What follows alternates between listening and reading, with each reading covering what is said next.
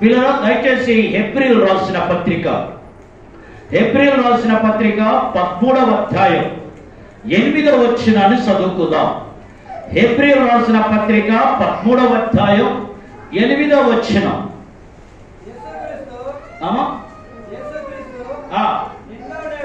యేసు క్రీస్తు నిన్న నేడు ఒకటే రీతిగా ఉన్నాడు.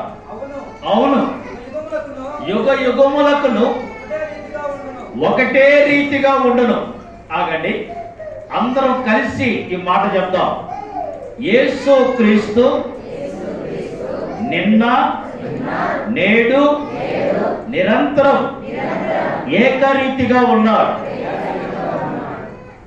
నిన్న నేడు నిరంతరం ఏకరీతిగా ఉన్నాడు. ఎవరు? యేసు క్రీస్తు. ఈ రోజున మనం చాలా సార్లు ప్రార్థనలో దీన్ని ప్రార్థన చేస్తాం. చాలా సార్లు ఈ పదాన్ని పదే పదే ఉచ్చరిస్తూ ఉంటాం. దీంట్లో లోతు, దీంట్లో ఉన్న సత్యం, దీంట్లో ఉన్నటువంటి మర్మం మనం ఎరగకపోయినా ఈ వాక్యాన్ని మాత్రం మన కంఠస్థ చేసి ఉంటాం. కనుక దీంట్లో ఉన్న సత్యాన్ని ఈ రోజున మనము చూడబోతూ ఉన్నాం. పిల్లల, మీకు తెలుసు అనుకుంటా, ఒక పాము సంవత్సరానికి 6 లేక 7 సార్లు కుసుమను వదిలేది. కుసుమ అంటారా? ఏమంటారు? కుసుమ వదులుతుంది, తెలుసు కదా. కుసుమ వదిలేది అంటే అది కుసుమము వదలకపోతే అది ప్రాణాలనే పోగొట్టుకుంటుంది. అది ఆ కుసుమాన్ని వదలడానికి అది ఎంత కష్టపడుతుందో తెలుసా? తన శరీరాన్ని కూడా గాయపరచుకోవాల్సిన పరిస్థితి వస్తుంది. కనుక ఆ విధంగా చేసి తన కుసుమాన్ని వదిలి తన ప్రాణాన్ని కాపాడుకుంటుంది. కానీ క్రైస్తవుడిగా, విశ్వాసిగా మనము మన ఆత్మీయ జీవితాన్ని కాపాడుకోవడానికి, మన ఆత్మీయ జీవితాన్ని కట్టుకోవడానికి, మన ఆత్మీయ జీవితాన్ని సరిచేసుకోవడానికి మనము వదులుకోకపోతే మన ఆత్మీయంగా మనం ఫలించలేనటువంటి పరిస్థితి మనం చూడగలం. కనుక పిల్లల అది కుసుమాన్ని మాత్రం వదిలింది, కానీ విషాన్ని వదలలేదు. తన జీవితాన్ని మార్చుకోలే. తనకున్నటువంటి విషం మాత్రం అది వదులుకోలే. విషం ఉంది. కానీ క్రైస్తవుడికి పాముకున్న తేడా ఏంటంటే, క్రైస్తవుడు మారినవాడు అతడు తన యొక్క పాత స్వభావాన్ని అంతటిని పక్కన పెడతాడు. ఒక నూతనమైన వ్యక్తిగా, మార్పు చెందిన వ్యక్తిగా ఉంటాడు. కానీ ఇది మాత్రము తన శరీరంలో ఉన్న కుసుమాన్ని మాత్రం వదిలింది, కానీ దాంట్లో ఉన్నటువంటి ఆ కోపాన్ని, క్రోధాన్ని, ఆ విషయాన్ని మాత్రం అది వదిలిపెట్టదు. కనుక మనకు దానికున్న మార్పు కలిగిన బిడ్డలుగా మనం ఉండాలి. కనుక సభ్యుల పిల్లల, నిన్న నేడు నిరంతరం ఏకరీతిగా ఉన్న దేవుడు, ఆయన నిరంతరం మనకు తోడైన దేవుడు. కనుక మనం చెప్తా ఉంటాం పిల్లల, మనం కానీ ఆలోచించినప్పుడు జరిగిపోయిన దాన్ని చరిత్ర అంటాం, జరుగుతున్న దాన్ని రాజకీయం అంటాం, జరగబోయేదాన్ని ప్రవచనం అంటాం, భవిష్యత్తు అంటాం. కనుక పిల్లల, జరిగిపోయిన దాని గురించి మనకు తెలుసు. నిన్న ఏమి జరిగిందో మనకు తెలుసు. రేపు ఏమి జరగబోతుందో అన్న సంగతి అది భవిష్యత్తు కనుక మనకు అర్థం కాకపోవచ్చు. కానీ ఇప్పుడున్న పరిస్థితి నేను ఎలా ఉన్నాను అనేది అవసరం. కనుక యేసు క్రీస్తు ప్రభుల వారు నిన్న ఏమై ఉన్నాడో మనకు తెలుసు, రేపు ఏమై ఉన్నాడో మనకు తెలుసు. కానీ ప్రస్తుతానికి ఆయన ఏమై ఉన్నాడో అనేది మనకు అవసరం. కనుక గతాన్ని గురించి నువ్వు ఆలోచించి తలబాదుకోవాల్సిన పని లేదు, లేకపోతే రేపటి గురించి నువ్వు ఆలోచించి చింతించాల్సిన పని లేదు. కానీ ఇప్పుడు నేను ఎలాగా నడవగలనా అనేది ఇంపార్టెంట్ అయ్యింది. అది మనకు అవసరమైనది. గత దినాన యేసు క్రీస్తు ఎలా ఉన్నాడు అనే సంగతి మనం ఆలోచించినప్పుడు, యేసు క్రీస్తు ప్రభుల వారు ఈ లోకములో పాపములో, శాపములో ప్రజలు మగ్గిపోతూ ఉండగా, ఆ పాపము నుంచి మానవుడు విడుదల పొందలేక, ఈ పాపము నుంచి మానవుడు విముక్తి పొందలేక, పాపములో శాపములో మగ్గిపోతున్న మానవులు చూచినప్పుడు ఆ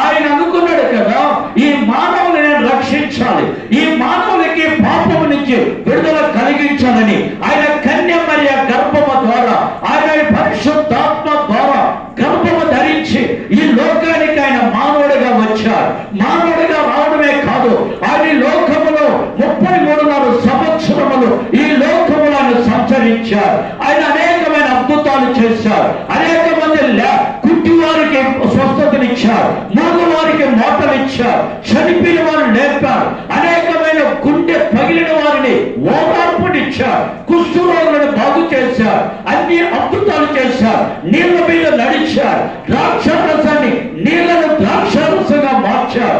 అనేకమైన అద్భుతాలు ఆశ్చర్య కార్యాలు సూచికలు చేశారు. అంత మాత్రమే కాదు, ఆయన శిలువలో మరణించారు. ఆయన శిలువలో మరణించి ఆయన రక్తము ద్వారా మానవుడికి పాప క్షమాపణ కలిగింది.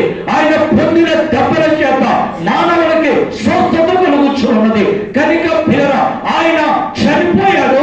ఆయన పొంది పిలాతు చేత అన్యాయముగా తీర్పు పొంది ఆ రోజున ఆయన శిలువ వేయబడి ఆయన చనిపోయిన తర్వాత సమాధి చేయబడి మృత్యుంజయుడిగా 3వ రోజున తిరిగి లేచారు. తిరిగి లేవడమే కాదు, ఆయన 40 రోజులు ఈ లోకములో సంచరించి తన ప్రాంతానికి ఆయన కనిపించుకున్నారు. నేను మృతుడను కాదు, నేను యుగములకు నేను సజీవుడను అని ఆయన కనపరుచుకున్నారు. అంత మాత్రమే కాదు, ఆయన వెళ్ళిపోతున్నప్పుడు తన బిడ్డలు తన వెంబడించిన వారిని తన ప్రేమించిన వారిని ఆ ఒలివ పర్వతం మీద చేతులెత్తి వారిని దీవించారు. దీవించడంతో చెప్పారు, నేను వెళ్ళిపోయిన తర్వాత మీకు ఆదరణకర్తైన దేవుడు పరిశుద్ధాత్మ దేవుని మీ దగ్గర పంపిస్తారు. ఆయన వచ్చిన తర్వాత మీరు శక్తి పొందుతారు. మీరు శక్తి పొందడమే కాదు, మీరు యోదయ యెరూషలేములను సమరయలోను బోధిగంతుల వరకు మీరు నాకు సాక్షి ఉంటారు అని చెప్పి ఆయన ఆరోహణమై వెళ్ళిపోయారు. వెళ్ళిపోయిన తర్వాత ఈ 10 రోజులకి పెంతెకోస్తు పండగ నాడున యేసు ప్రభు శిష్యులు ఆయనతో పాటుకు వచ్చి 120 మంది ఆ మేడగదిలో ప్రార్థన చేస్తూ ఉండగా పరిశుద్ధాత్మ దేవుడు వారి మీదకి దిగి వచ్చారు. వారి మీదకి దిగి వచ్చారు. వాళ్ళందరూ కూడా పరిశుద్ధాత్మ చేత నింపబడి వాళ్ళ భాషలు వాక్శక్తి అనుగ్రహించడం వలన వాళ్ళ భాషలతో మాట్లాడడం ప్రారంభించారు. మాట్లాడిన తర్వాత పిల్లల పేతురు నిలబడి వాక్యాన్ని బోధిస్తే 3000 మంది ప్రభువుని అంగీకరించారు. అదే పేతురు మళ్ళీ ప్రసంగం చేస్తే 5000 మంది రక్షించబడ్డారు. అయితే పిల్లల ఇక్కడ ఒక విషయం మీరు జ్ఞాపకం చేసుకోవాలి. గత దినాన యేసయ్య ఏమైనాడో తెలుసు. గత దినాన యేసయ్య నీ కొరకు నా కొరకు ఆయన ఏమి చేశాడో తెలుసు. గత దినాన యేసు ఈ లోకానికి ఎందుకు వచ్చాడో మనకు తెలుసు. కానీ పిల్లల అయితే రేపు ఏమి జరగబోతుందో నీకు తెలియాలి. రేపు సంగతి కూడా యేసయ్య చెప్పారు. అయితే మొదటి ఘటం జరిగిపోయింది, 2వ ఘటం జరుగుతుంది. ఏంటి ఘటం అంటే ఇదిగో యేసు క్రీస్తు ప్రభు ఆయన చెప్పాడు కదా, నేను మళ్ళీ తిరిగి వస్తాను. నేను మళ్ళీ తిరిగి వస్తాను. ఎందుకోసం వస్తానంటే నా భార్య కోసమే వస్తాను, నా సంఘం కొరకనే వస్తాను. ఏ సంఘం కొరకైతే ప్రాణం పెట్టాను, ఏ సంఘం కొరకైతే నా రక్తాన్ని ధారపోసాను, ఏ సంఘం కొరకైతే నా ప్రాణాన్ని పెట్టాను, ఆ సంఘాన్ని నేను తీసుకుని పోవడానికి నేను మళ్ళొస్తానన్నారు. యేసు క్రీస్తు ప్రభుల వారు ఆయన మధ్యాకాశానికి వస్తారు. మధ్యాకాశానికి వచ్చినప్పుడు తన రక్తము చేత కడగబడి తన రక్తము చేత తన పాపాలు ఒప్పుకొని విడిచిపెట్టి బాప్టిజం పొందిన వారు అందరూ కూడా తన పిల్లలు నీతిమంతులు పరిశుద్ధులు దేవుని రాకడ కొరకు ఎదురు చూస్తున్న వారు అందరూ కూడా ఆ మధ్యాకాశంలో ఎత్తబడతారు. ఆ మధ్యాకాశంలో ఎత్తబడతారు. కనుక పేర బైబిల్ చెప్తున్నది దీంట్లో రాకడలో 2 ఘట్టాలు ఉన్నాయి. రాకడలో 2 ఘట్టాలు. ఒకటి ఏంటంటే రహస్య రాకడ, రెండవది బహిరంగ రాకడ. రహస్య రాకడ అంటే సంఘం ఎత్తబడటం అన్నమాట. అయితే అప్పుడు బైబిల్ చెప్తున్న మాట, ఇద్దరు పడుకొని ఉంటారు, ఒకరు ఎత్తబడతారు, ఒకరు విడబడతారు. ఇద్దరు తిరగలిసి ఉంటారు, ఒకరు ఎత్తబడతారు, ఒకరు విడబడతారు. ఇద్దరు పొలంలో పనిచేస్తూ ఉంటారు, ఒకరు ఎత్తబడతారు, ఒకరు విడబడతారు. ఇదంతా కూడా యేసయ్య మనకు బోధించారు. కనుక పిల్లల అది రహస్య రాకడ అంటాం. రహస్య రాకడ అక్కడ పెళ్లి తన భార్య తన సంఘం ఎత్తబడి 7 సంవత్సరాలు ఆ పరలోకములో గొప్ప విందులో పాల్గొంటుంది. అయితే విడవబడిన వారందరూ ఈ లోకములో 7 సంవత్సరాలు శ్రమలు అనుభవించవలసి వస్తుంది. 7 సంవత్సరాలు ఈ లోకములో శ్రమ, 3.5 సంవత్సరాలు శ్రమలు, 3.5 సంవత్సరాలు మహాశ్రమలు జరగబోతూ ఉన్నాయి. కనుక విడవబడిన వాళ్ళు ఇక్కడ శ్రమలు అనుభవిస్తారు. ఆ తర్వాత 7 సంవత్సరాలు బిందైపోయిన తర్వాత నా రాజు, నా రక్షకుడైన యేసయ్య తిరిగి భూమి మీద అడుగు పెడతారు. భూమి మీద అడుగు పెట్టిన తర్వాత ఏమి జరుగుతుందంటే అప్పుడు సాతాను యొక్క అనుచరుని బంధిస్తారు. దేవుడు 1000 సంవత్సరాలు ఈ లోకములో తన రాజ్యాన్ని స్థాపిస్తారు. సాతాను యొక్క అనుచరులు బంధించబడి ఉంటారు. అప్పుడు నీతియుక్తమైన పరిపాలన కొనసాగించబడుతుంది. ఆ తర్వాత సాతాను విడిపించబడతాడు. గోగు మాగోగు యుద్ధం ప్రారంభమవుతుంది. ఆ యుద్ధం అయిపోయిన తర్వాత సాతాను యొక్క అనుచరుని అగ్నిగుండంలో పడవేస్తారు. ఆ తర్వాత దేవుడు క్రొత్త భూమిని, క్రొత్త ఆకాశాన్ని సృష్టిస్తారు. అప్పుడు ఆయన పరలోకముని దేవుడు స్థిరపరచబోతూ ఉన్నాడు. ఇది రేపు జరగబోయే సంగతిని చెప్పేశాడు.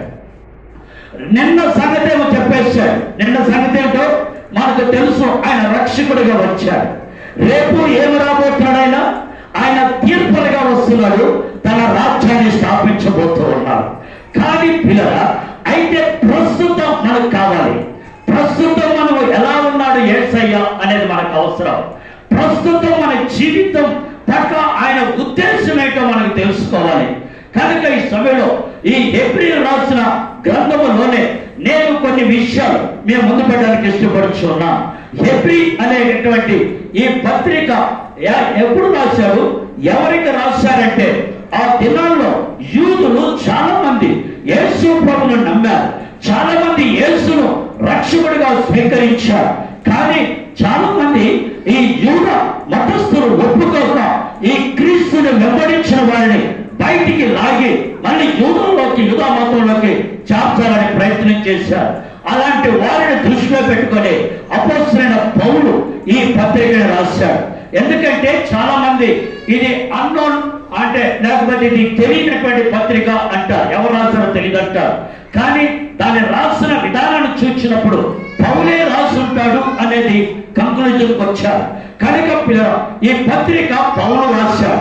ఈ పౌలు ఎందుకు రాశాడంటే ఆ యూదులు తిరిగి వెళ్ళిపోకుండా దేవుడు ఏమై ఉన్నాడో, దేవుడు తన ఎందుకు వచ్చాడో, ఎందుకు ఆయన తన జీవితాన్ని ప్రణయంగా పెట్టాడో అనే విషయాన్ని వివరిస్తూ తెలియ చెప్తూ వచ్చాడు. కనుక పిల్లరా, నేను 4 విషయాలు నేను ముందు పెడతా. అంటే ఇంచుమించు 16 విషయాలు ఉన్నాయి. కానీ నేను 4 మాత్రమే ముందు పెడతాను. దేవుని చిత్తమైతే మరొకసారి దాన్ని చదవడం ప్రయత్నం చేద్దాం. కనుక పిల్లరా, మొట్టమొదటిది పిల్లరా, హెబ్రీ రాసిన పత్రిక 1వ అధ్యాయం 1, 2 వచనాలు చదువుదాం. పూర్వకాలమందు నానా సమయములోను నానా విధములుగా ప్రవక్తల ద్వారా మన పితరులతో మాట్లాడిన దేవుడు ఈ దినముల అంతముల యందు కుమారుడి ద్వారా మనతో మాట్లాడాను. దేవుడు ఏమైనాడు యేసుక్రీస్తు? ఇప్పుడు నిన్న ఏమైనాడో నీకు తెలుసు. ఆయన రక్షకుడు అనే సంగతి. రేపు ఏమై ఉన్నాడు? ఆయన తీర్పరిగా రాజుగా రాబోతున్నాడని. కానీ ఇప్పుడు ఏమైనాడు ఆయన? చెప్పండి, ఇప్పుడు ఏమైనాడు ఆయన? ఆయన ఇప్పుడు కుమారుడు ద్వారా మనతో మాట్లాడుచున్నటువంటి దేవుడు. ఆయన మనతో మాట్లాడుచున్న దేవుడు ఎవరి ద్వారా? ఇంతకు ముందు పాత నిబంధనలు మనం చూసినప్పుడు ఆయన ప్రవక్తల ద్వారా మాట్లాడుతూ వచ్చారు. ఆయన ప్రవక్తల ద్వారా తన సందేశాన్ని అందిస్తూ వచ్చారు. కానీ ఇప్పుడైతే ఎవరి ద్వారా మాట్లాడుచున్నాడు? తన కుమారుడైన యేసు క్రీస్తు ద్వారా ఆయన డైరెక్ట్ గా మనతో మాట్లాడడం ప్రారంభించారు. కనుక బైబిల్ చెప్తున్నది, యోహాను సువార్త 1వ అధ్యాయం 1వ వచనం ఏం చెప్తుంది? ఆదియందు వాక్యముండెను, వాక్యము దేవుని యొద్దను, ఆ వాక్యమే దేవుడై ఉండెను అని చెబుతూ 19వ వచనానికి ఏమంటున్నాడు? ఆయన ఆ వాక్యమే కృపాశక్తి సంపూర్ణుడుగా శరీరధారిగా మన మధ్యన ఆయన నివసించెను. ఆయన శరీరధారిగా వచ్చాడు. ఆ వాక్యమైన దేవుడు, ఆయన ఆరాధనకు యోగ్యుడైన దేవుడు, ఆ వాక్యమైన తండ్రి ఆయనే మన దగ్గరికి డైరెక్ట్ గా మన దగ్గరికి ఆయన దిగి వచ్చాడు. కనుక పిల్లలు, తన బిడ్డలు ఆయన వాళ్ళు సరైన మార్గంలో, సరైన క్రమంలో, సరైన పద్ధతిలో నేను పెట్టాలని, నేను సరిచేయాలని ఆయన ప్రతి రోజు కూడా వాక్యము చేత ఆయన మనతో మాట్లాడుచూ ఉన్నారు. ఆయన వాక్యము చేత నీతో మాట్లాడుచూ ఉన్నారు. వాక్యం అనేది దేవుని యొక్క సన్నిధి. దేవుని వాక్కు మన జీవితాన్ని మార్చేది. దేవుని వాక్కు మనల్ని సరిచేసేది.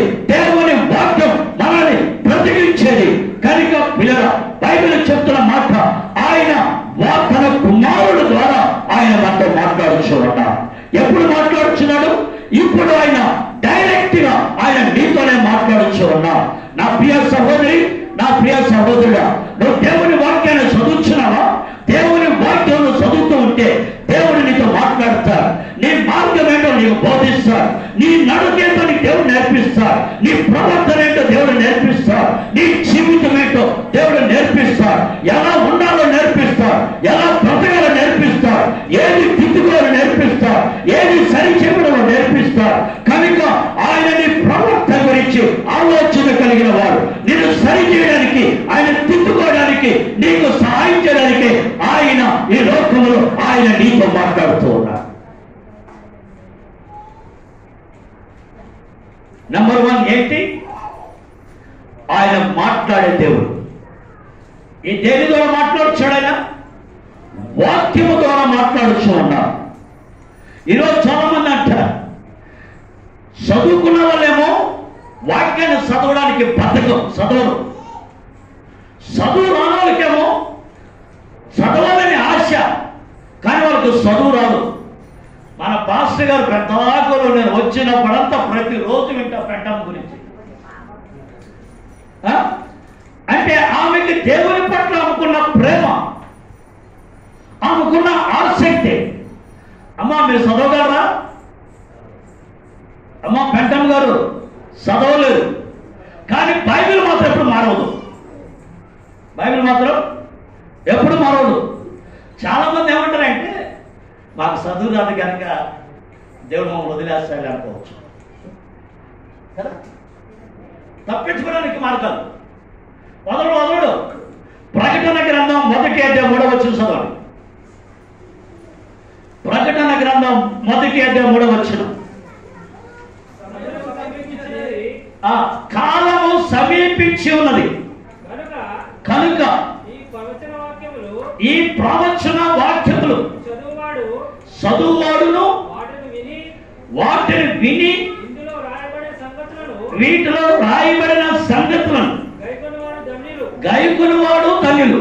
అమ్మా చెప్తున్నాండి, చదివేవాడు ధన్యులు, వినేవాడు ధన్యులు, దాన్ని గైకొనేవారు మిక్కిలి ధన్యులు. రైతులు ఎవరు ధన్యులు? దేవుని వాక్యాన్ని చదివేవారు ధన్యులు, దేవుని వాక్యాన్ని వినేవారు ధన్యులు. ఈ మధ్య వినడం కూడా లేదు.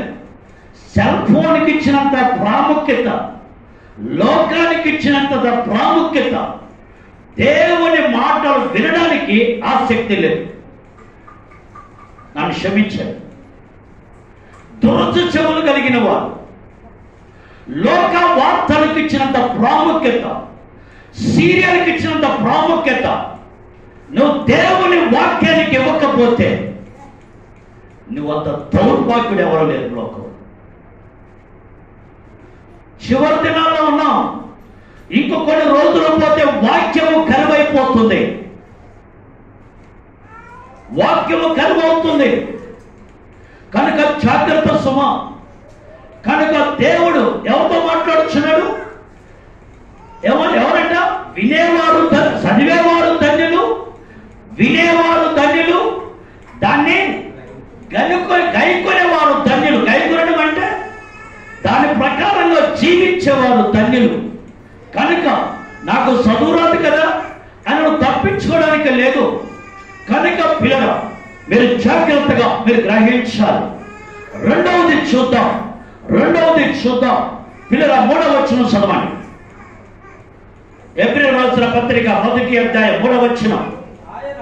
ఆయన దేవుని యొక్క మహిమ తేజస్సును ఆయన తత్వం యొక్క మూర్తత్వమును సమస్తమును నిర్వహించుతున్నాడు. చాలు. ఏం చేస్తున్నాడు? రెండవది సమస్తమును నిర్వహించుచున్నాడు. అంటే దీనికి అర్థం ఏంటంటే అన్నిటినీ నడిపించుచూ ఉన్నాడు. ఆయన ఎవరిని నడిపిస్తున్నాడు? తన బిడ్డలను సరైన మార్గంలో నడిపిస్తా ఉన్నాడు. పిల్లల ఒకటేమో ఆయన మనకు బోధిస్తా ఉన్నాడు, రెండోది ఇప్పుడు ఏం చేస్తున్నాడు? ఆయన మనం నడిపిస్తున్నాడు. ఎలా నడిపిస్తున్నాడు? నీ ప్రవర్తన, నీ మార్గాన్ని, నీ వంకర మార్గాన్ని సరిచేసి సరైన మార్గంలో నడిపిస్తాడు. బైబిల్ చెప్తున్నటువంటి మాట ఏమన్నాడు? నేనే మార్గం, నేనే సత్యం, నేనే జీవం, నా యందు నా ద్వారా తప్ప ఎవరు తండ్రి యొద్దకు రాడని చెప్పాడు. కనుక నీకు మార్గాన్ని బోధించేవాడు. ఏ మార్గాన్ని బోధిస్తాడు? ఈ లోక సంబంధమైన మార్గం కాదు, పరలోకానికి వెళ్ళే మార్గాన్ని నీకు బోధిస్తాడు.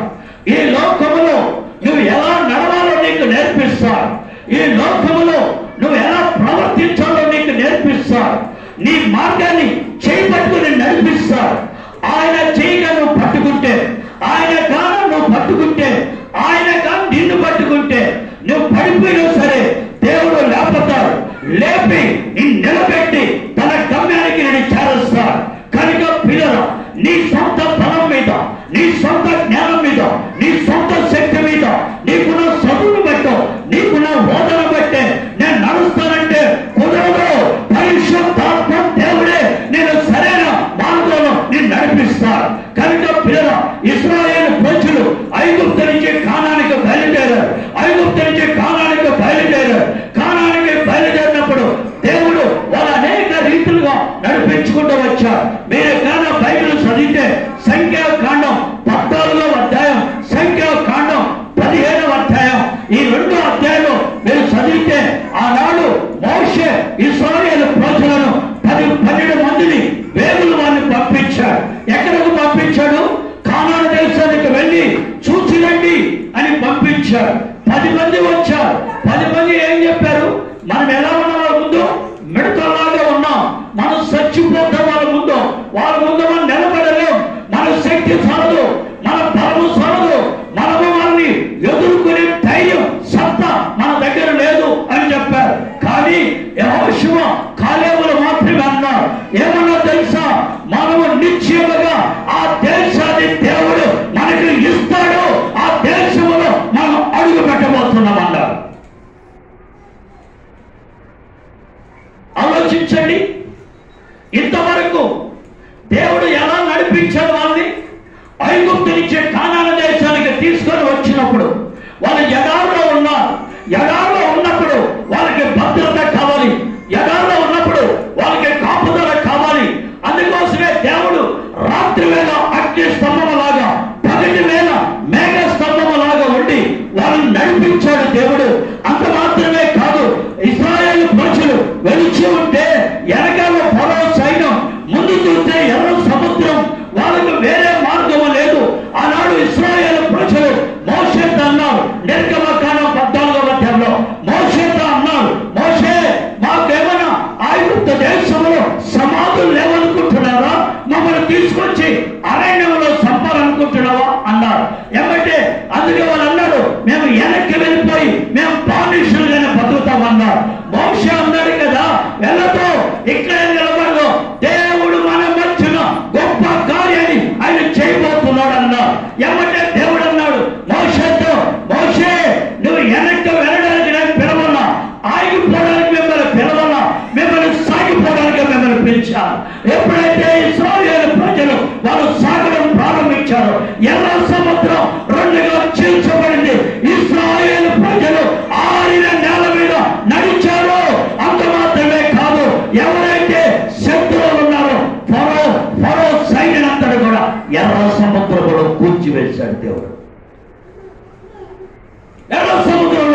కూల్చివేశాడు. ఎవరు కూల్చారు? నీ బలం చేత కూలిందా? నీ కత్తి చేత కూల్చావా? ఎవరి చేత కూల్చబడితే నీ చేతికి మట్టి తగలకుండా, నీ చేతిలో కత్తి లేకుండా దేవుడే నీ పక్షముగా జోక్యం చేసుకొని వాళ్ళందరినీ దహించి వేశాడు. అంటే కూల్చివేశాడు దేవుడు. బండలో నుంచి నీళ్ళిచ్చిన దేవుడు, ఆకాశం నుంచి మన్నాను కురిపించిన దేవుడు. ఈ విధంగా దేవుడే తన బిడల పక్షుల కార్యాన్ని ఆయన తోడయిండి వాళ్ళని నడిపిస్తూ వచ్చారు. కానీ వీళ్ళేమంటారు తెలుసా? మనము మిడతల్లాగా ఉన్నాం. నువ్వు చేసావా యుద్ధం, నువ్వు చేసావా జయం పొందడానికి? దేవుడే కదా నీ పక్షమున కార్యముని చేసింది.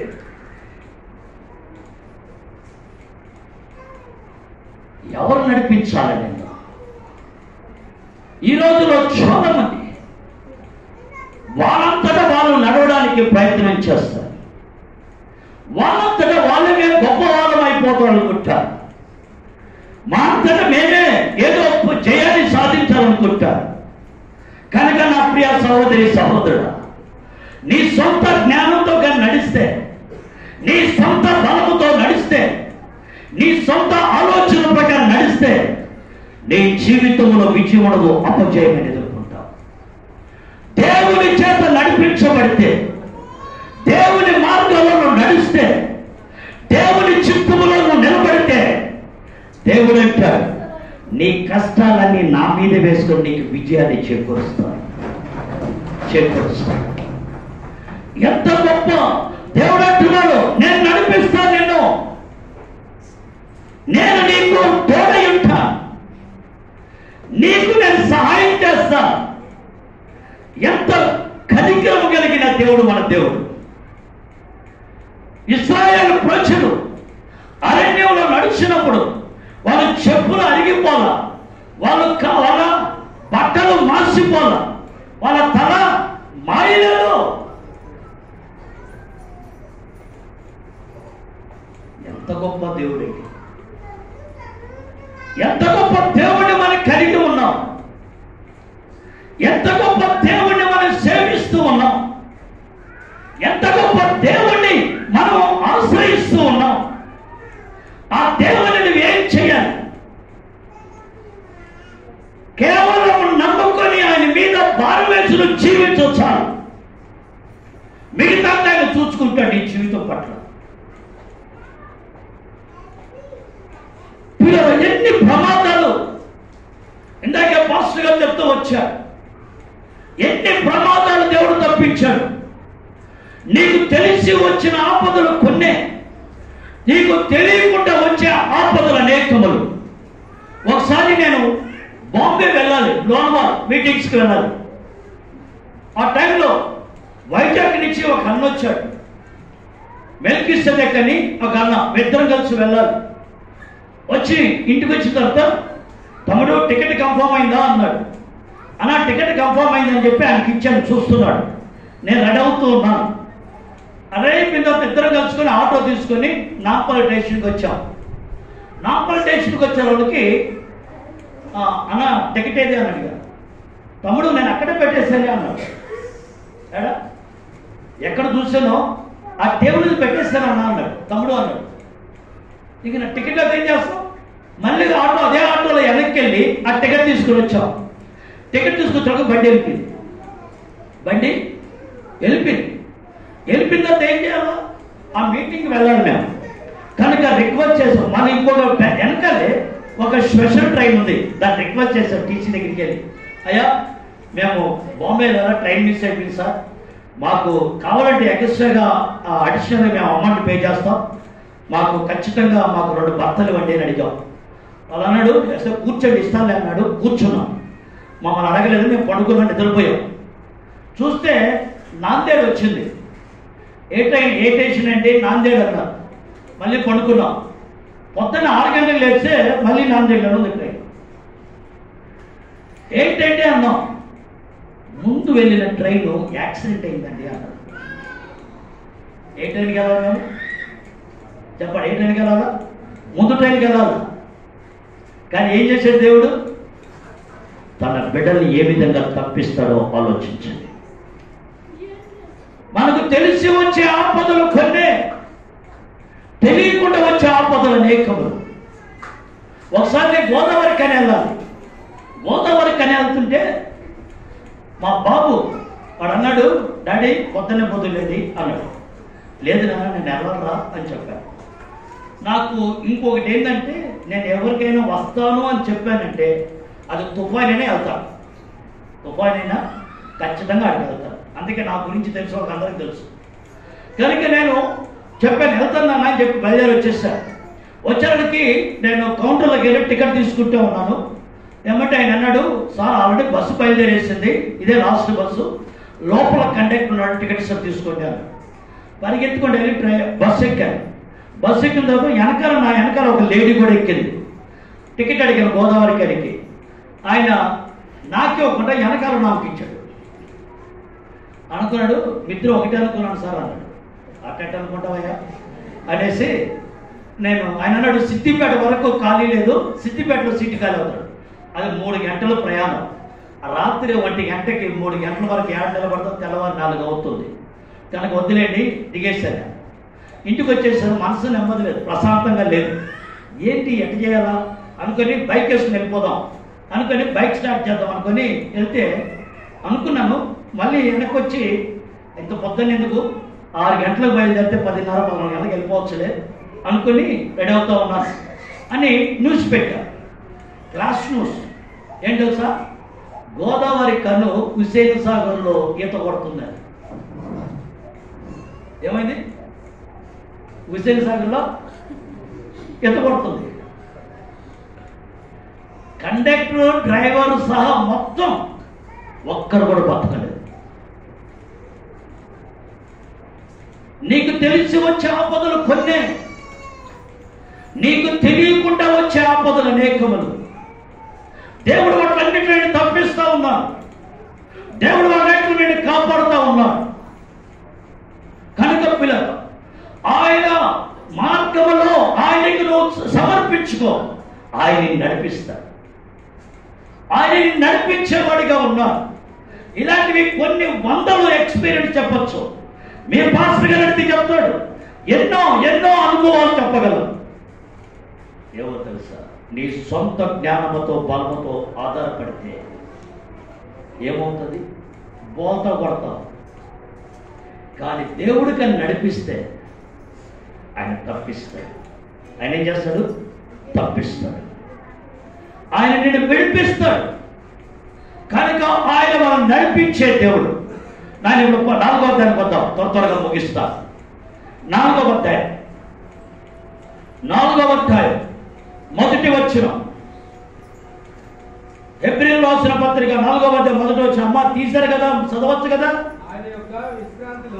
ఆయన యొక్క విశ్రాంతిలో ప్రవేశించుదము అనే వాగ్దానం నిలిచి ఉండగా మీలో ఎవడైనను ఆ వాగ్దానాన్ని పొందకుండా తప్పిపోవునేమోనని భయము కలిగి ఉందము. చాలు. ఇప్పుడు దేవుడు ఏమైనాడు? ఆయన విశ్రాంతిలో ఉన్నాడు. ఎక్కడున్నాడు? ఆయన విశ్రాంతిలో ఉన్నాడు. కనుక దేవుడు అంటాడు, నీవు కానా నన్ను నమ్మితే నీకేమిస్తాను? ఇప్పుడు నేను విశ్రాంతిలో ఉండేదానికి అవకాశం ఇస్తాను. దేవుడు ఆదికాండంలో మనం చూసినప్పుడు దేవుడు సృష్టి అంతటిని 6 రోజుల్లో చేశాడు. 7వ రోజు ఆయన ఏం చేశాడు? విశ్రమించాడు, విశ్రాంతి తీసుకున్నాడు. మానవుడిని దేవుడు 6వ రోజులో చేశాడు. కనుక మానవుడికి దేవుడు చెప్పాడు, 6 రోజుల్లో కష్టపడి సంపాదించుకో, పని చేసుకో. 7వ రోజున ఎక్కడ ఉండాలి? నువ్వు నా సన్నిధిలో ఉండాలి. ఆ రోజున విశ్రాంతి దినం. ఆ దినాన నా సన్నిధికి నువ్వు రావాలి, నా సన్నిధి నువ్వు వెంబడించాలి, నా సన్నిధిలో నువ్వు కనపడాలి అని దేవుడు మనకు ఒక నిబంధన పెట్టాడు. కనుక మనం ఎక్కడ ఉండాలి? దేవుని సన్నిధిలో మనకు కనిపించాలి. కనుకనే బైబిల్ చెప్తున్న మాట, ఈ లోకములో మానవుడికి నెమ్మది లేదు, ఈ లోకములో మానవుడికి సమాధానం లేదు, ఈ లోకములో మానవుడికి అనేకమైన కష్టాలు బాధ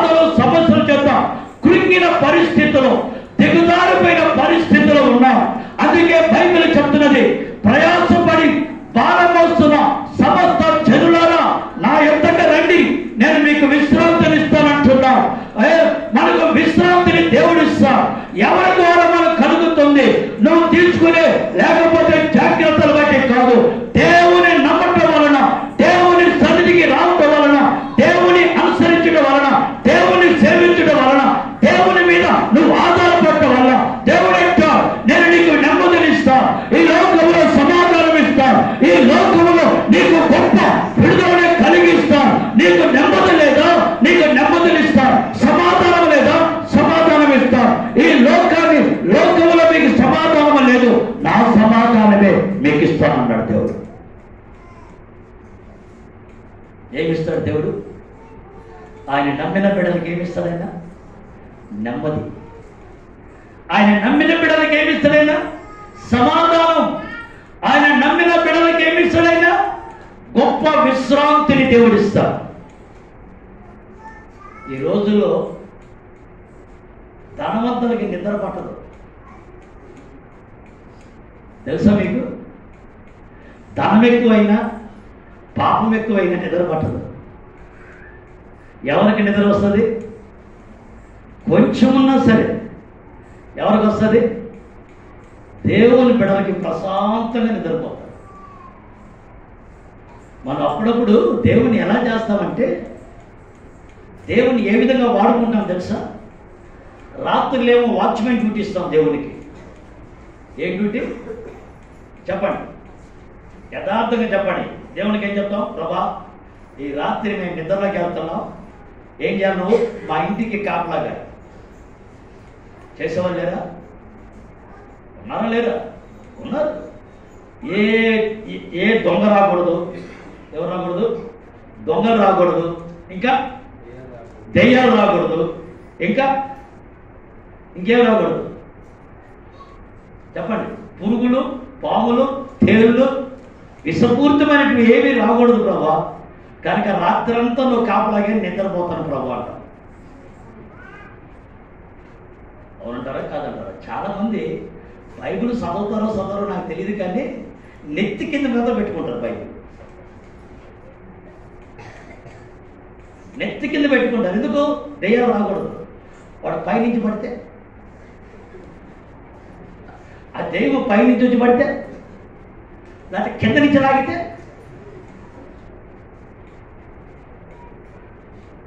ఇక్కడ కాదు పెట్టుకోవాల్సింది, ఇక్కడ పెట్టుకోవాలి వాక్యం. గుండెలో ఉండాలి వాక్యం. కనుక ఏం చేయాలి ఇప్పుడు చెప్పండి? దేవుడు ఏం చేస్తున్నాం?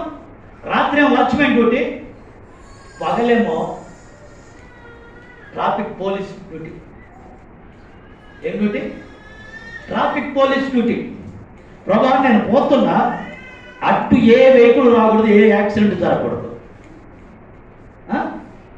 ఏ వెహికల్ రాకూడదు, ఏది యాక్సిడెంట్ కాకూడదు. కనుక ఏం చేయాలి? నేను వస్తున్నాను కనుక ట్రాఫిక్ అంతా క్లీన్ చేసి పెట్టే. అంటే దేవుడు అంత చీప్ అయిపోయాడా? నీకేమో వాచ్మెన్ డ్యూటీ, పగలేమో కానిస్టేబుల్, ట్రాఫిక్ కానిస్టేబుల్. జాగ్రత్త. ఈ రోజున అలాంటి పరిస్థితి మనం చూస్తూ ఉన్నాం. దేవుడు అంటాడు, నీవు కారణం నమ్మితే, నీవు కారణం నాకు దగ్గరికి వస్తే నీకు విశ్రాంతిని కలిగించే దేవుడైనా. చివరిగా ఆయన 15-16 వచనాలు చదువు, 4వ అధ్యాయంలో. ఇప్పుడే 12 అయింది, ఏం కాదులేదు. ప్రధాన యాజకుడు మన బలహీనతల యందు మనతో సహానుభవం గలవాడైండి, లేనివాడు కాడు కానీ సమస్త విషయములోను మన వల్లే శోధించబడినను ఆయన పాపము లేనివాడుగా ఉండెను. ఆయన ఎలాంటి అనుభవం కలిగినాడు? ఆయన ప్రధాన యాజకుడయ్యిండి ఏ అనుభవం కలిగినట్ట? మనతో పాటు సహానుభవం కలిగిన వాడై. అంటే ఈ లోకరీతిగా ఆయన మానవుడిగా జన్మించి మనకలాగే ఆకలి వేసింది, మనకలాగే ఆయనకి అలసట వచ్చింది, మనకలాగే ఆయనకు దాహం వచ్చింది, మనకలాగే ఆయన అన్ని విషయాల్లో ఆయన మానవుడు లాగానే ఆయన జీవించాడు. కానీ ఏమి లేనివాడిగా జీవించాడంట? పాపము లేనివాడుగా జీవించాడు. పాపము లేనివాడుగా జీవించాడు. చాలా మంది అంటారు, అయ్యగారు నేను ఎదుర్కొంటున్న శోధనలు ఎలాంటివి తెలుసా? యేసయ్య బాప్టిజం తీసుకున్న వెంటనే ఎక్కడికి వెళ్ళాడంట? అరణ్యంలోకి వెళ్ళాడు. దేనికోసమంట? శోధించబడ్డానికి అని రాయబడి ఉంటుంది. ఆయన 40 రాత్రులు 40 పగుళ్ళు ఆయన ప్రార్థన చేసిన తర్వాత ఆయన ఆకలిగా ఉండడం చూసి వాడు ఏం చేశాడు? సాతానుడు, అయ్యా నువ్వు దేవుని కుమారుడు కదా, ఈ రాళ్ళను రొట్టెలు చేసుకొని తినన్నాడు. ఈ రాళ్ళను రొట్టెలు చేసుకొని తినన్నాడు. యేసయ్య అన్నాడు కదా, మానవుడు రొట్టె వలన మాత్రమే కాదు, దేవుని నోట నుండి వచ్చే ప్రతి మాట వలన మానవుడు బ్రతుకుచున్నాడు అని చెప్పారు. రెండోది ఏమన్నాడు? వాడు ఏమన్నాడు? నీవు పైనుంచి కిందకు దూకినట్లయితే ఏమవుతుందంట? దేవదూతలు నేను ఎత్తి పట్టుకుంటారు కనుక నీకు పరిచర్య చేస్తారు అన్నాడు. మూడోది ఏం చెప్పాడు వాడు? ఈ లోకమంతా చూపించి ఇదంతా నాదే, నువ్వు కానీ నాకు మొక్కితే నీకంతా ఇచ్చేస్తానన్నాడు, నీకంతా ఇస్తానన్నాడు. ఏమన్నాడు యేసయ్య? సాతానా దూరంగా పో. ఒకవేళ ఎవరైనా వచ్చి అరే నీకు 2 కోట్లు ఇస్తాను రా బాబు, 5 కోట్లు ఇస్తాను రా బాబు, కనుక నువ్వేం చేస్తావంటే అన్నాడు అనుకో, యేసయ్యని పక్కన పెడతావు, ప్రభు తర్వాత చూద్దాం నీ సంగతి. కానీ లేదా ఉన్నారా లేదా? అలాంటి చాలా మంది ఉన్నారు. ఇప్పుడు చెప్పర్లే చాలా మంది ఉన్నారు. కానీ ఆయన శరీరధారిగా ఉన్నప్పటికీ ఆయన ఎలాగ జీవించాడంట? పాపము లేనివాడిగా బ్రతికాడు. 16వ వచనం చదివిన కనుక మనము కనికరింపబడి సమయోచితమైన సమయం కొరకు ఆ కృప పొందినట్లు ధైర్యముతో కృపాసింహాసనం ఎదుటకు చేరుతాము. ఇప్పుడు 4వదిగా మనం ఏంటంటే, చాలా మంది రోజుల్లో ఏమనుకుంటారంటే, చాలా జాగ్రత్తగా వినండి. ఇక్కడ చాలా మంది అంటారు, అయ్యగారు మా గురించి మీకు ఏం తెలుసు అంటే మేము చాలా పేదోళ్ళమండి అంటారు. ఏమంటారు మేము? చెప్పండి ఎలాంటి వాళ్ళం? చాలా పేద స్థితిలో ఉన్నామంటాడు. అప్పుడు యేసయ్య అంటాడు, ఒకవేళ యేసయ్య అమ్మా మీరైనా ఒక ఇంట్లో పుట్టారు, ఏదో గుడిసో లేకపోతే చెప్పండి హాస్పిటల్లోనో లేకపోతే ఇంకెక్కడో పుట్టుంటారు మీరు. నేను ఎక్కడ పుట్టానని తెలుసా? ఎక్కడ పుట్టాను చెప్పండి? యేసయ్య ఎక్కడ పుట్టాడు చెప్పండి? పశువుల సరిలో. మీకైనా తలదాచుకోవడానికి స్థలం ఉంది, నాకు తలదాచుకోవడానికి కూడా స్థలం లేదు. నక్కలకు బొరులు ఉన్నాయి, ఆకాశ పక్షులకు గూడులు ఉన్నాయి. మనిషి కుమారుడు తలదాచుకోవడానికి స్థలం లేదు. చాలా మంది అంటారు, అయ్యగారు మాకు ఇల్లు లేదు, అయ్యగారు ప్రార్థన చేయండి. తప్పులేదు, యేసయ్య ఇల్లు వద్దని చెప్పలా. ఏమన్నాడు? ఆకాశ పక్షులకి గూడులు ఉన్నాయి, నక్కలకు బొరులు ఉన్నాయి, నాకు తలదాచుకోవడానికి కూడా స్థలం లేదు కదా. కనుక నేను చాలా పేద కుటుంబంలో పుట్టాను అని అర్థం. కానీ నేను జీవించలేదా, నేను బ్రతకలేదా అని ఆయన మనకు జ్ఞాపకం చేస్తూ ఉన్నాడు. మీకైనా ఆ రోజులో యేసు ప్రభు పుట్టినప్పుడు ఎవరైనా పుట్టితే 8వ రోజున దేవాలయంలో ఏం చేయాలా? ప్రతిష్ఠించాలి. ప్రతిష్ఠించడానికి వెళ్ళినప్పుడు ఉన్న వాళ్ళు ఏం చేస్తారు? మేకనో గొర్రెనో పొట్టేలనో ఏదో ఇస్తారు, కోడి దూడనో ఇస్తారు. కానీ నా తల్లిదండ్రులకే కొనే స్తోమత లేదు. ఏం తీసుకెళ్లారు? ఒక పావురాన్ని తీసుకుని వెళ్ళారు, పావురం ఇచ్చారు. కనుక మాదా పేద స్థితి. అంతేకాదు మా నాన్న అక్కడ కష్టపడితే మేము ఎంతమంది తినాలా? చెల్లెళ్ళు, నేను, మా నాన్న, మా అమ్మ. అంటే ఎంతమంది ఇప్పుడు? 9 మంది. 9 మంది బ్రతకాలి మేము. కనుక నా తండ్రికి నేను సహాయం చేశా. ఈ రోజున యవనస్తులు ఎట్లయిపోయారంటే అమ్మ అబ్బని బెదిరించుకుని తినే స్థితికి వచ్చారు.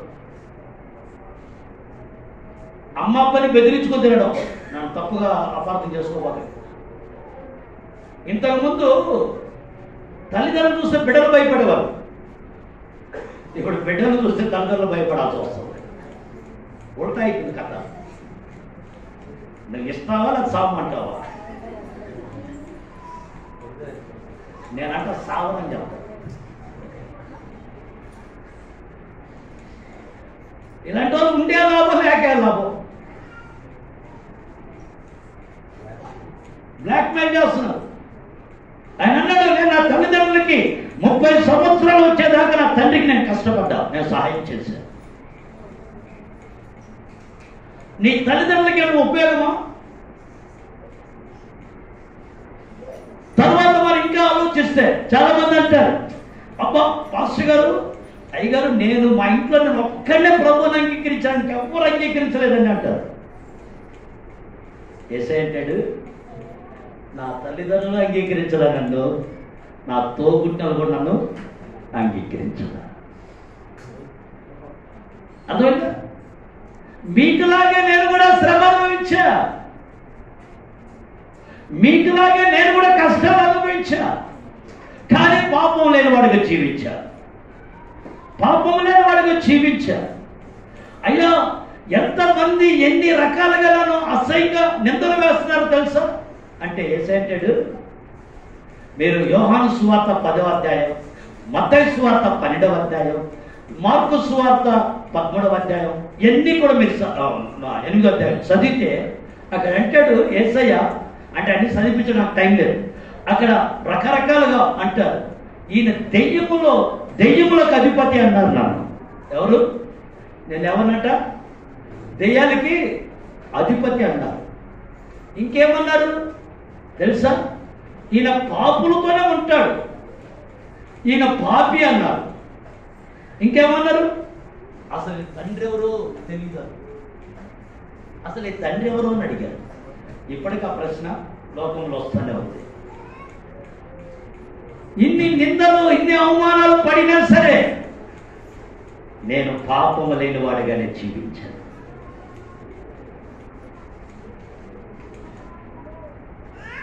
ఇప్పుడు జాగ్రత్త.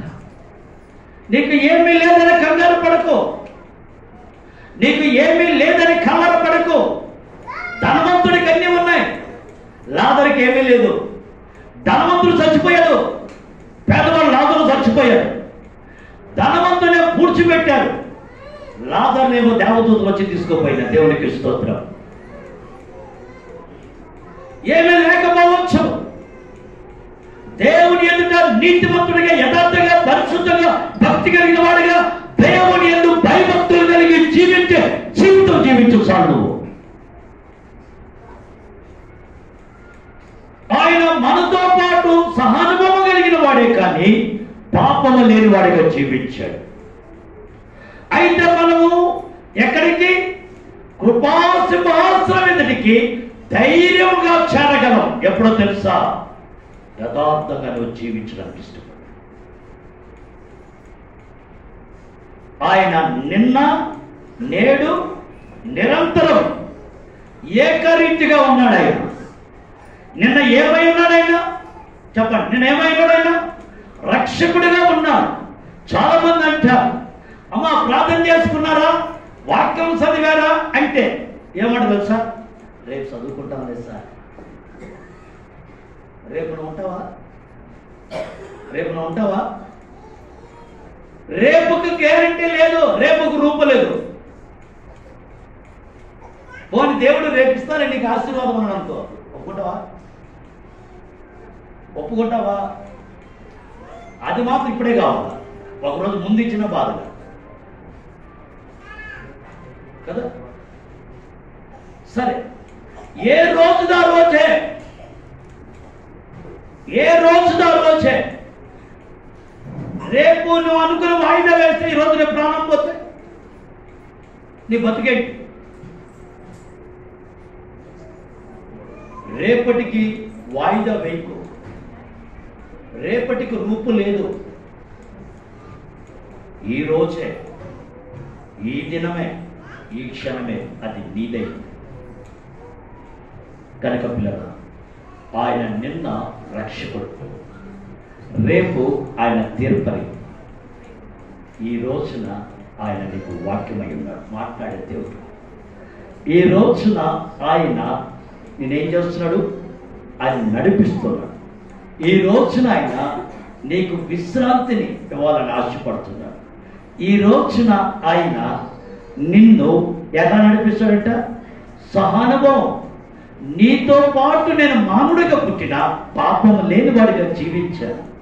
మీకులాగే శ్రమలు అనిపించాను, కష్టాలు పడ్డాను, బాధలు పడ్డాను, అవమానాలు పడ్డాను, నిందలు పడ్డాను. అయినా సరే నేను ఏ పని కొరకైతే వచ్చానో ఆ పని నేను విడిచిపెట్టను. దేవుడు నిన్ను దేని కోసం అయితే ఎన్నుకున్నాడో, దేవుని కొరకైతే దేవుడు రక్షించుకున్నాడో, దేని కొరకైతే దేవుడు పిలిచాడో ఆ పనిలో నువ్వు నిమగ్నమైందో దేవుడు నీకు తోడై ఉంటాడు. ప్రార్థన చేసుకుని తల వంచండి, తల వంచండి, మోకరిద్దాం, మోకరించండి, మోకరించండి. ప్రార్థన చేసుకుందాం, ప్రార్థన చేసుకుందాం.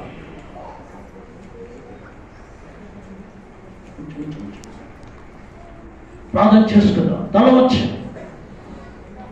నా ప్రియ సహోదరి సహోదరుడా, ప్రియమైన దేవుని సంగమం, నిన్న నేడు నిరంతరం ఏకరీతిగా దేవుడు.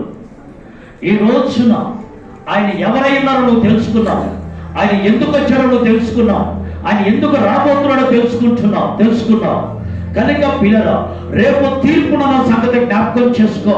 కనుక తీర్పు నుంచి నువ్వు తప్పించబడాలంటే నిన్నటి దినాన్న యేసయ్య చేసిన ఆ రక్షణ కార్యాన్ని జ్ఞాపకం చేసుకో. కనుక ఈ లోకములో నువ్వు బ్రతకాలంటే, ఈ లోకములో నువ్వు జీవించాలంటే, ఈ లోకములో నువ్వు సరైన మార్గంలో సరైన క్రమంలో నడవాలంటే ఈ రోజున యేసు ఏమై ఉన్నాడో, ఆయన నీకు ఏ విధంగా సహాయం చేయగలడో నువ్వు ఆలోచించుకో. ఆయన ఒకటి పిల్లరా, ఆయన వాక్యమైన దేవుడు. ఆయన మనతో మాట్లాడే దేవుడానికి ఇష్టపడ్డాడు. ఆయన నీతో మాట్లాడాలని ఆశపడుచు ఉన్నాడు. నువ్వు మాట్లాడడానికి ఇష్టపడితే, నీవు కాల దేవుని వైపు తిరగగలిగితే, నీ జీవితాన్ని ప్రభుకి ఇవ్వగలిగితే, వాక్యం చేత నువ్వు సరి చేసుకోవడానికి ఇష్టపడితే ఆయన నిన్ను నడిపిస్తాడు. ఆయన నిన్ను నడిపిస్తాడు. ఏ మార్గంలో నడిపిస్తాడు తెలుసా? వంకర మార్గాన్ని తీసేస్తాడు, సరైన మార్గంలో నడిపిస్తాడు, ఆత్మీయ మార్గంలో నడిపిస్తాడు, రక్షణ మార్గంలో నడిపిస్తాడు, దైవికమైన మార్గంలో నడిపిస్తాడు, నీ నిత్య రాజ్యానికి వారసులుగా చేసే మార్గాన్ని నడిపిస్తాడు. మూడవదిగా మనం చూసినప్పుడు ఆయన నీకు విశ్రాంతిని ఇస్తాడు.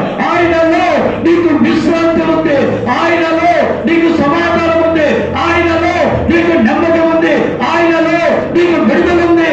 ఆ రక్షకుడు ఆయన నీకు నెమ్మదినిచ్చే దేవుడిగా ఉన్నాడు. నాలుగవదిగా మనం చూసినప్పుడు ఆయన సహానుభవం కలిగిన వాడే, కానీ పాపము లేని వాడుగా జీవించాడు. నిందలు వచ్చాయి, అవమానాలు వచ్చాయి, సమస్యలు వచ్చాయి. అయినా సరే నువ్వు దేవుని వైపు చూడు, దేవునికి సహాయం చేస్తావు. ఇదే మీకు అనుకూలమైన సమయం. నా ప్రియ సహోదరి, నా ప్రియ సహోదరుడా, ఈరోజు యేసు వైపు తిరుగుతావా? ఆయన నిన్న ఏమైనాడో నీకు తెలుసు, రేపు ఏమిగా రాబోతున్నాడో నీకు తెలుసు. ఈ రోజున యేసు నీకు ఎలా సహాయం చేస్తాడో నీకు తెలుసు. కనుక ప్రభువా, ఈ రోజు నుంచి నాయన మాట్లాడే దేవుడిగా నీవు నాతో కూడా నన్ను నడిపించినాయన. అయ్యా, నువ్వు నడిపించే దేవుడు అని విన్నామనాయన. నన్ను సరైన మార్గములో సరైన క్రమములో నన్ను నడిపించు అని అడగదాం.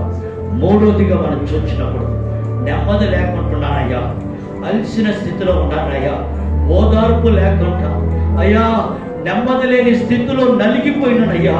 నాకు ఓదార్పు కావాలి నాయన, నాకు ఓదార్పు కావాలి ప్రభు, నాకు నెమ్మది కావాలి నాయన, నాకు సమాధానం కావాలి నాయన అని నువ్వు అడగలిగితే ప్రభు నీకు ఇస్తాడు. కనుక నాలుగోదిగా చూస్తావు, ఈ లోకములో నిందలు నాయన, నేను ఒక్కడే రక్షించబడ్డానయ్యా, నా కుటుంబంలో ఎవరు రక్షించబడాలా, నాకు నిందలు వస్తున్నాయ్యా, అవమానాలు వస్తున్నాయ్యా, అయినా పర్వాలేదు, వాటన్నిటిని నేను ఎదిరించా. నాకు తెలుసు కనుక నువ్వు let me not trouble your heart, నీ హృదయాన్ని కలవరపడనివ్వద్దమ్మా, నేను నీకు తోడుగా ఉంటాను దేవుడు చెప్తూ ఉన్నాడు. కనుక నా ప్రియ సహోదరుడి, నా ప్రియ సహోదరుడా, ఈ నాలుగిట్లో నీ సొంత జ్ఞానం చేత నడుస్తున్నావా, దేవుని ఆత్మ చేత నడిపించబడుతున్నావా? తీర్మానం చేసుకుందాం.